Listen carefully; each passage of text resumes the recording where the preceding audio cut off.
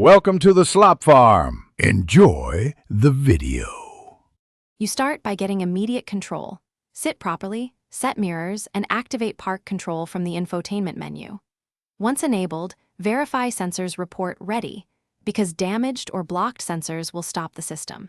Make sure nearby traffic is paused, then slowly drive forward or reverse as required to let the system scan spaces. This first sweep finds candidate spaces. Note that narrower gaps reduce margin for error, so prioritize spots with at least 0.5 m extra room.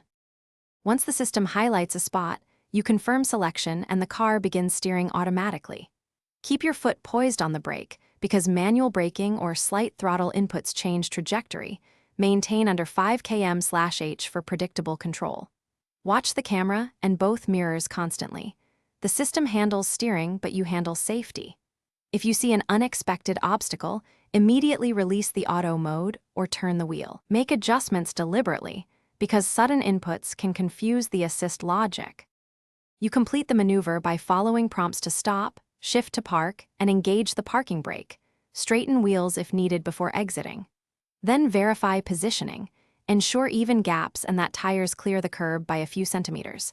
If the system failed or behaved oddly, one key troubleshooting step is to clean sensor lenses and cameras.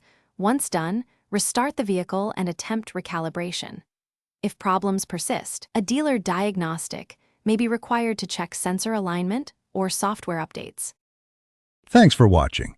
Consider subscribing if we helped you today.